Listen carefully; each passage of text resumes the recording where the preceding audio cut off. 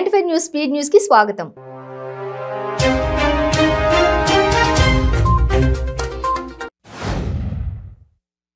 తెలంగాణ రాష్ట్ర గవర్నర్ తమిళసైపై మంత్రి హరీష్ రావు విమర్శలు కురిపించారు. మంత్రి మాట్లాడుతూ 60 సంవత్సరాలుగా లేని అభివృద్ధిని కేసీఆర్ 6 సంవత్సరాలలో చేసి చూపాడని, కేంద్ర ప్రభుత్వాలు రైతుల ఆదాయాన్ని తగ్గించిందని అన్నారు. ఈ రాష్ట్రానికి రావాల్సిన ఉద్యోగాలను గవర్నర్ అడ్డుకుంటుందని అన్నారు.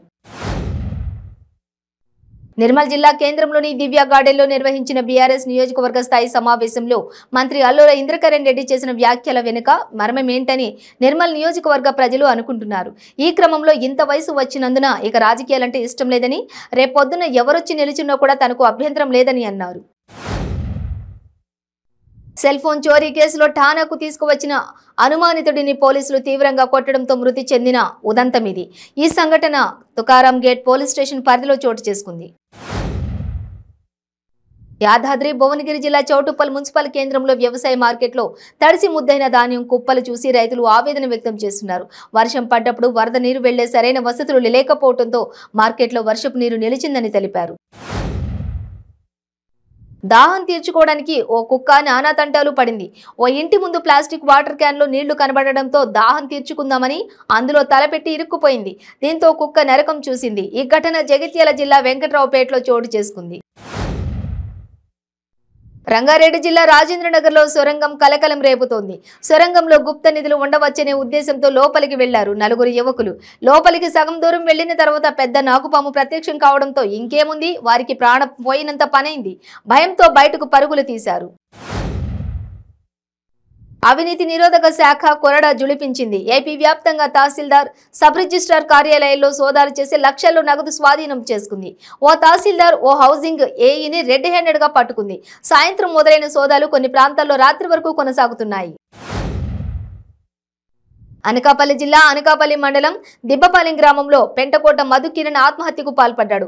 అయితే యువకుడి ఆత్మహత్య కేసులో కొత్త కోణం బయటపడింది. క్రికెట్ బెట్టింగ్ కారణంగానే ఆత్మహత్య చేసుకున్నాడని తల్లి పోలీసులకు ఫిర్యాదు చేసింది. తల్లి ఫిర్యాదుతో అనకాపల్లి రూరల్ పోలీసులు విచారణ ప్రారంభించారు. గుత్తేదారు నిర్లక్ష్యంతో అల్లూరి సీతారామరాజు జిల్లాలో విషాదం చోటు చేసుకుంది.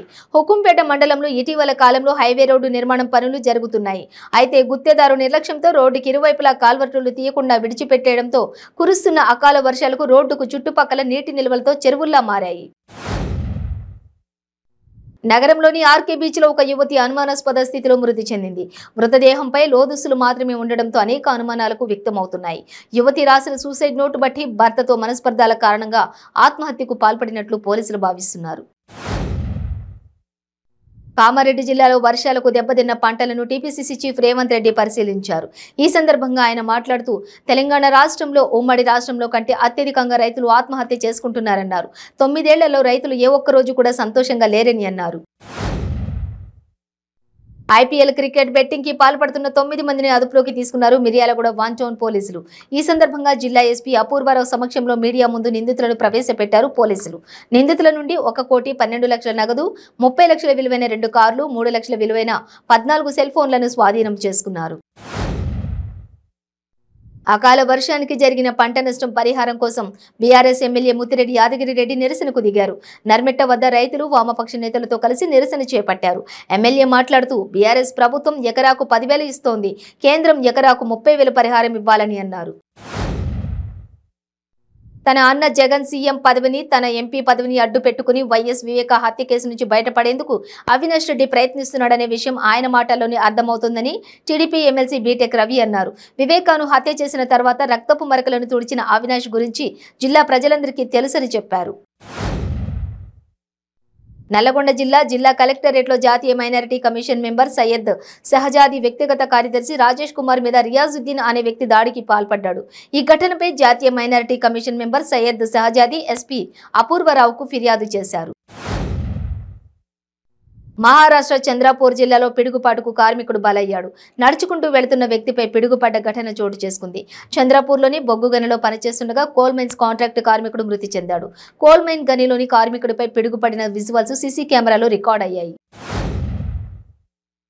గ్రామాల అభివృద్ధిపై రాష్ట్ర ముఖ్యమంత్రి వైఎస్ జగన్మోహన్ రెడ్డి ప్రత్యేక దృష్టి సారించారని, దీనిలో భాగంగానే శ్రీనివాసపురం గ్రామానికి 22 కోట్ల రూపాయల నిధులు కేటాయించి అభివృద్ధి పనులు చేశారని రాష్ట్ర పౌర సరఫరాల శాఖ మంత్రి కారుమూరి నాగేశ్వరరావు తెలిపారు. కడపలో ఎంపీ అవినాష్ రెడ్డి ప్రజా దర్బార్ కార్యక్రమంలో పాల్గొన్నారు. అవినాష్ రెడ్డిని అనవసరంగా కేసులో ఇరికించారని ఎమ్మెల్యే రాచమల్లు శివప్రసాద్ రెడ్డి అన్నారు. చంద్రబాబు అవినాష్ రెడ్డిని కుట్రలో ఇరికించేందుకు ప్రయత్నం చేశారని ఆరోపించారు. న్యాయస్థానంలో నేరం రుజువైతే రాజీనామా చేస్తానన్న మాటకు కట్టుబడి ఉన్నామని ప్రొద్దుటూరు ఎమ్మెల్యే రాచమల్లు శివప్రసాద్ రెడ్డి వ్యాఖ్యానించారు. కడప ఎంపీ అవినాష్ రెడ్డి హత్య చేసినట్లు నిర్ధారణ అయితే తమ పదవులకు రాజీనామా చేసేందుకు సిద్ధమని కడప ప్రొద్దుటూరు ఎమ్మెల్యే రాచమల్లు శివప్రసాద్ రెడ్డి పేర్కొన్నారు. గతంలో కూడా ఇదే మాట చెప్పారని ఆ మాటకు కట్టుబడి ఉన్నామన్నారు. అవినాష్ హత్య చేసినట్లు నిరూపణ అయితే తనతో పాటు సహా 9 మంది ఎమ్మెల్యేలు రాజీనామా చేస్తామని గతంలో కూడా చెప్పానన్నారు. చంద్రబాబు ముఖ్యమంత్రిగానే కాదు విపక్ష నాయకుడిగా కూడా ఫెయిల్ అయ్యారని మంత్రి చెల్లుబోయిన శ్రీనివాస వేణుగోపాలకృష్ణ విమర్శించారు. బాబు 600 హామీలిచ్చి మోసగించారని విమర్శించారు. రైతులకు మహిళలకు రుణాలు మాఫీ చేస్తానని నిలువునా ముంచేశారన్నారు.